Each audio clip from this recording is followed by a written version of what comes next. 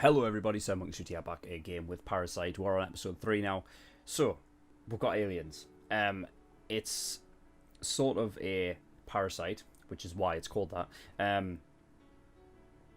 And we've got Miggy, who they have named that essentially the parasite tries to essentially eat the host's brain and then take it over. And then essentially just try and fit into like society, sort of blend in. But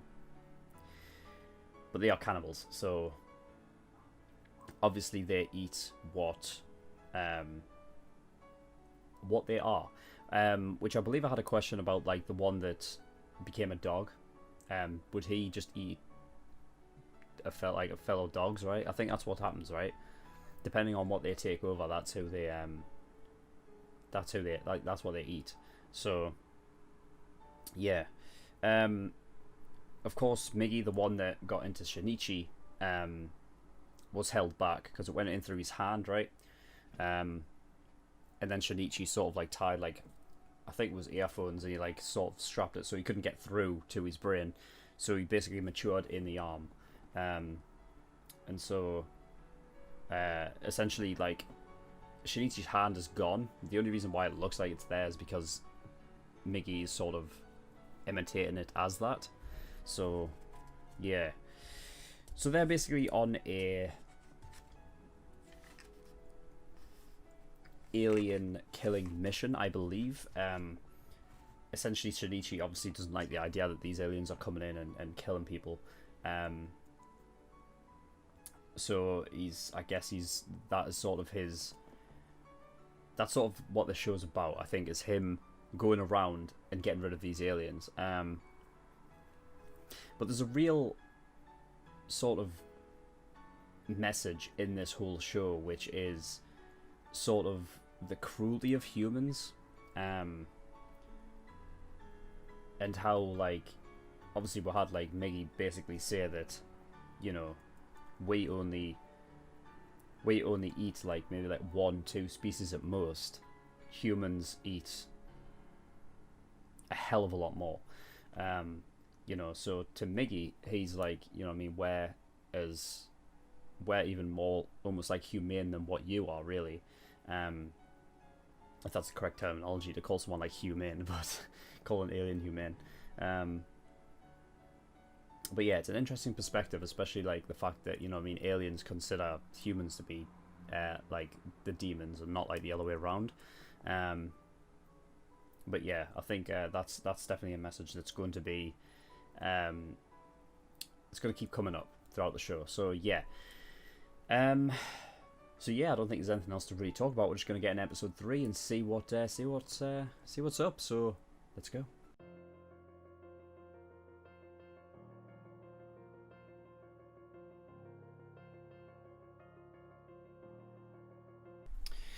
Okay, episode 3. Right. So there's been 84 murders since it started. At least that is known. Anyway, this is an interesting one because now we have a possible sort of, not ally, but at least like somebody that's sort of different. Somebody that can act as sort of like a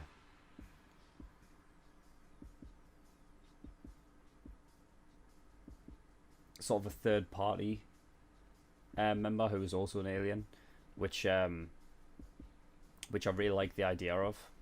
I mean,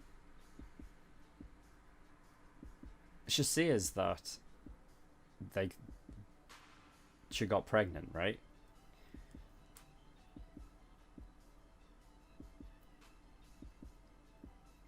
So where's the baby then? Did they just eat it? Because I don't know when that would have come about. I mean, I figure this is, because there's only 84 murders that's happened, right? This is really new. This is like just starting to happen, right? So they couldn't have had all that time to actually produce a human baby. The only thing that they could have, the only thing that Tamia could have, I guess she knew it was happening, whereas like a human doesn't really know until like, you know, a certain time. I feel like those aliens can kind of like tell it's happening, I guess. But yeah, I like how Miggy sort of said that like the closest, like in proximity, like to her job and stuff like that, are actually the safest, which is like interesting, because obviously she wants to keep up the like image that she's a human, right? So she's obviously not gonna straight up just kill all the people that is involved in our job. So theoretically, all of those students are actually the safest they can be, which is interesting. But she is like somewhat of a higher being. She described it as the difference between her and Asan, the guy who's like, you know, murdering everyone right now. That it was to do with where they matured. The reason why they're different. I don't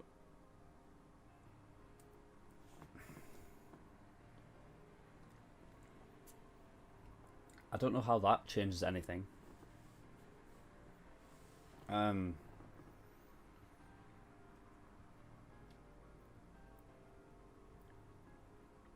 Yeah, I don't know how that changes anything. But it's quite clear that she has... You see, I remember talking about this and like thinking if the aliens themselves are actually like a hive mind kind of thing.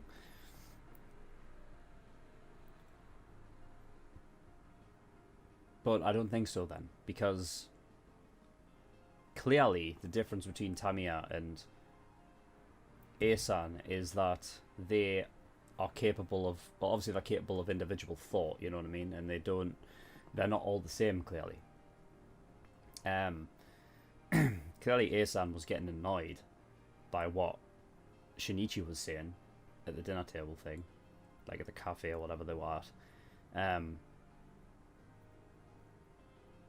couldn't be bothered with it, whereas Tamiya's sort of like, she's intrigued about it. She's sort of like, it's like that, like she's interested in the fact that Shinichi and the alien are like coexisting. Whereas obviously, as Migi said, Asan just thinks of them as like one being, which will help them in that fight, sort of delegating rules, because obviously if Asan thinks of them as just one being, then they come to fight and they've got like essentially it's a 2 against 1. It gives them the advantage, right? So yeah, it's definitely interesting. I don't know where Tamiya is at now. Miggy did say that she's probably going to like observe.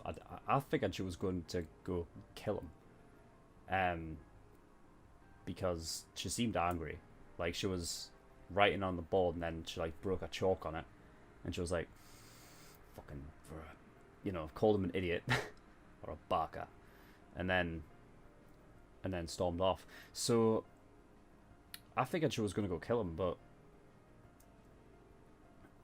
I don't know where she is now. I'm sure she'll turn up at some point. I hope Morano doesn't go to I hope Morano doesn't come, because she seems like she might want to, and that can only fucking spell trouble. I feel like at some point Morano is going to find out about Miggy. I feel like it's just going to happen. The question is when, really.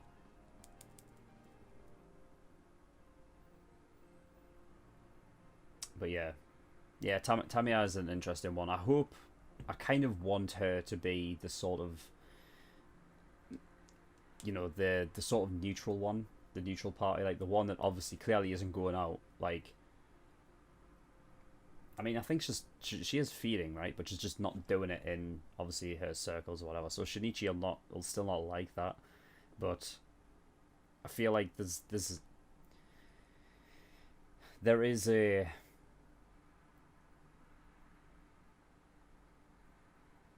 there's a very clear intelligence with Tamiya, where she is, you know, she's obviously setting, like, she's basically putting up a defensive type situation where it's like, if you ever try and you know, if you ever try and come at me or like interfere and shit or whatever like that, then she'll just straight up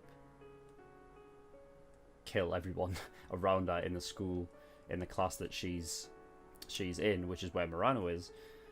But you know what I mean, because it's not her first thought, like almost like the other ones is, it makes her like interesting. So yeah, we'll see how that plays out. But yeah, that is it for episode 3. So that was all.